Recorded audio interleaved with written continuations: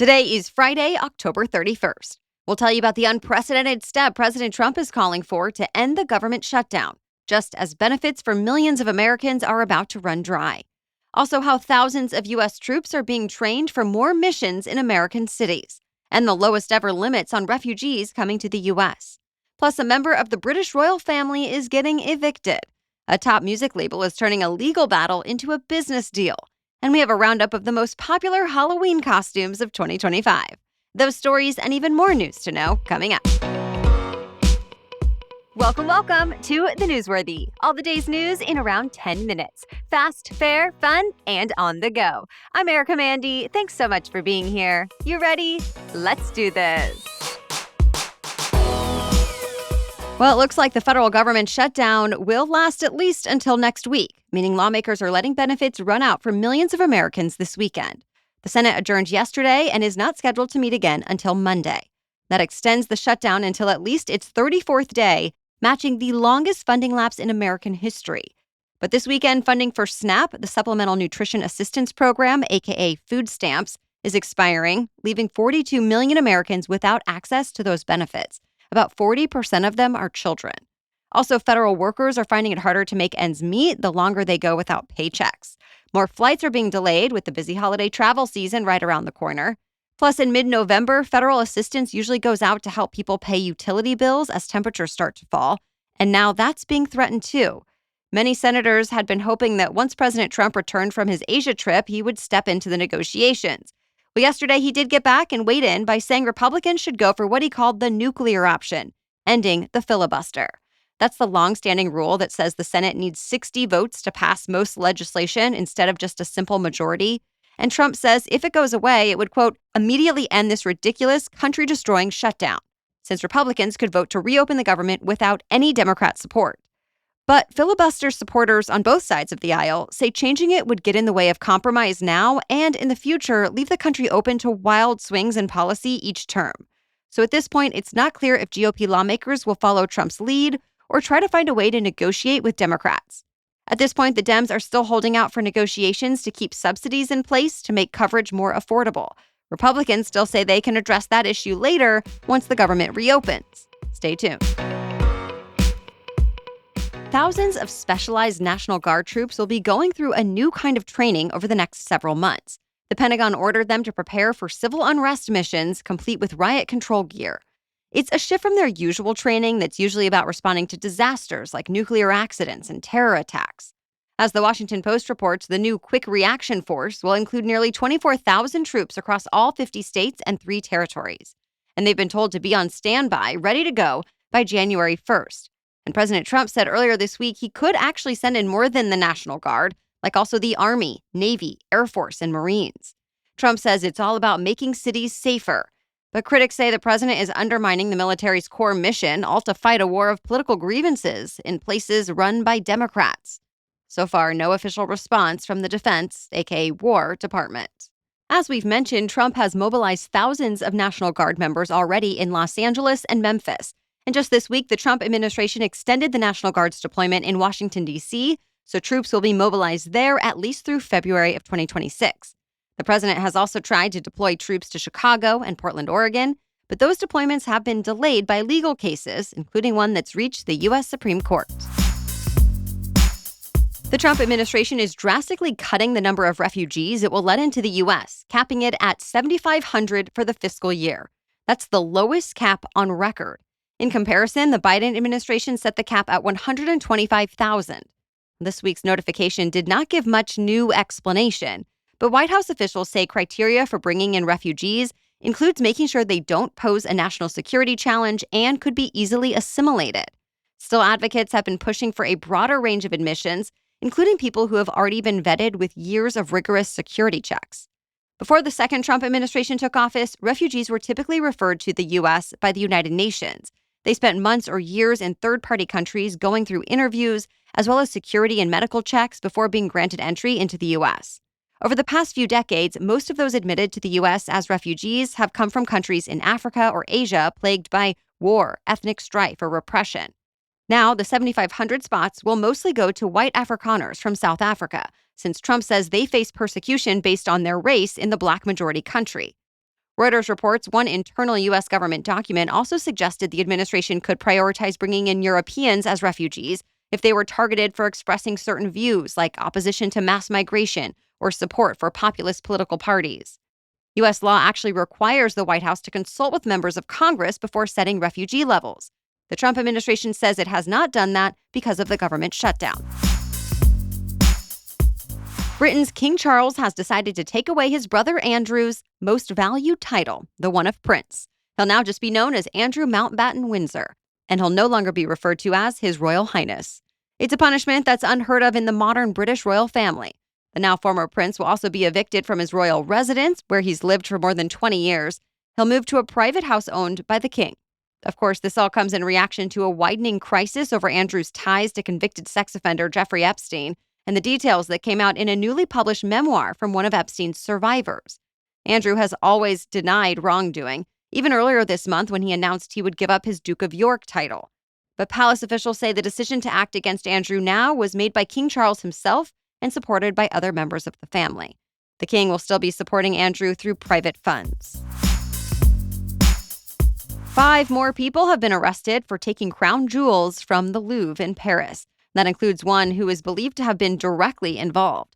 So with these arrests, police now say they've caught 3 of the 4 men who disguised themselves as construction workers to steal artifacts dating to the Napoleonic era. But at this point, investigators still haven't been able to uncover any of the looted treasures. They're scouring the black market, hoping to track them down, but it could be tough since many crime experts expect the jewels to be broken up, the stones recut, and the gold melted down to disguise them. Of course, the heist also exposed some serious security lapses at the world's most visited museum. The investigation continues. More news still coming up, but first, a break for our sponsor. As the seasons change, a lot of people deal with seasonal shedding, that extra hair you might find in your brush or shower drain when the air gets cooler and drier out. It's a normal cycle, but that doesn't mean you have to accept it. That's where OneSkin's OS1 Hair comes in. It's a lightweight scalp serum powered by their patented OS1 peptide, scientifically proven to target aging at the cellular level. In clinical studies, participants saw on average a 43% increase in hair thickness and a 40% increase in hair density after 6 months. I appreciate that OneSkin's team of PhD scientists built this formula with the same rigor behind their award-winning skin and sun care, which I also love, and now it's bringing that same science to our scalps. Born from over 10 years of longevity research, OneSkin's OS1 peptide is proven to target the cells that cause the visible signs of aging, so your scalp and your hair stay healthy now and as you age. Go to oneskin.co/hair and use the code NewsWorthy for 15% off your first order. That's oneskin.co/hair and use the code NewsWorthy. After your purchase, they'll ask you where you heard about them, so please support our show and tell them we sent you. Now, back to the news. It's almost time to fall back. It's the end of daylight saving time in most of the country. So before you go to bed on Saturday night, you'll want to turn your clocks back an hour, or at least, be aware that your smartphone will automatically change. It means you could get an extra hour of sleep, but it also means it'll get dark earlier in the evenings. Hawaii and Arizona are the only 2 states that don't observe daylight saving time at all, as well as some territories like Puerto Rico. So no time change in those places this weekend. There has been an effort to do away with the twice-a-year time changes everywhere in the U.S., though it's still stalled in Congress.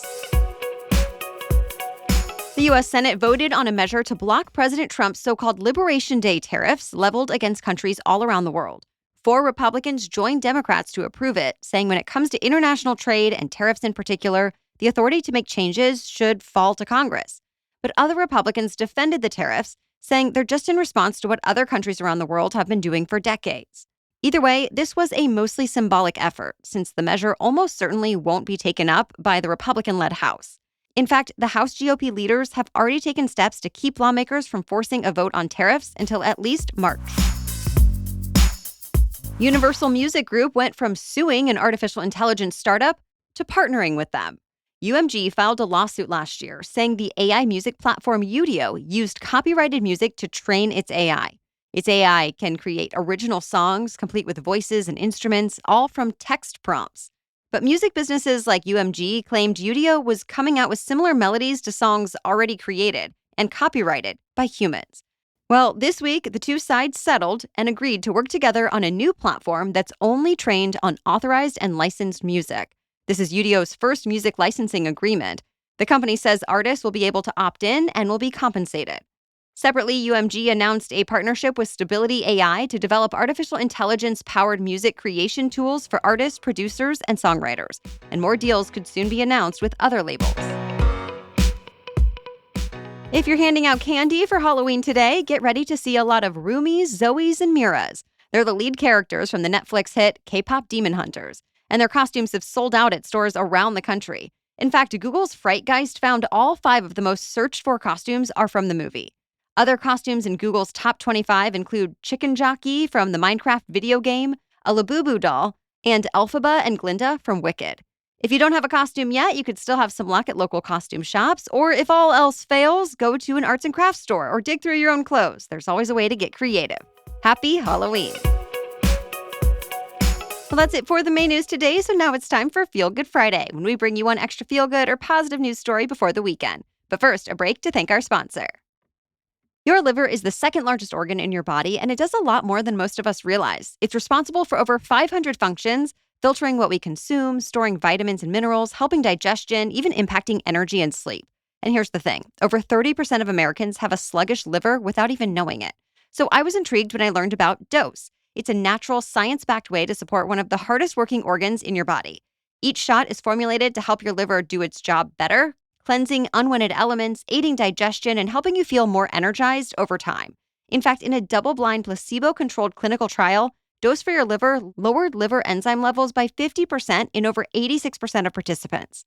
Plus, each shot is equivalent to 17 shots of turmeric juice, and I can tell you it tastes delicious.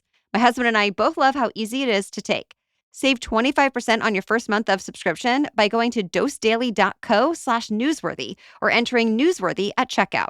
That's dosedaily.co/newsworthy for 25% off your first month's subscription. Now, back to Feel Good Friday. So this spooky season, hundreds of homes around the country have been competing for which one has the best Halloween display. But it's not just festive. It also does a lot of good. They're all taking part in Skeletons for St. Jude, which encourages families to decorate and raise awareness for children's cancer research. It all started with Jeff Robertson in 2020, when he put together an extravagant Halloween display that caught the attention of a local news station in Holly Springs, North Carolina. After that, he spoke with his family, and they all decided to turn their moment in the spotlight into a fundraiser. Now, years later, there's a website with resources for other families to get started too, including a QR code for donations and a press release for households to share with local media outlets. And several of those families have gotten featured on the news. Every household that signs up is also added as an attraction on Fright Maps. This year, Robertson said he expected 1,000 homes to be involved, and they're all bringing in money.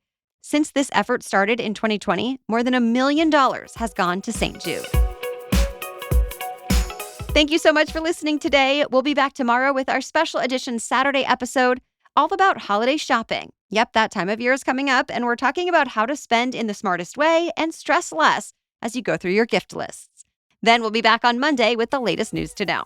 For now, have a great weekend and happy Halloween.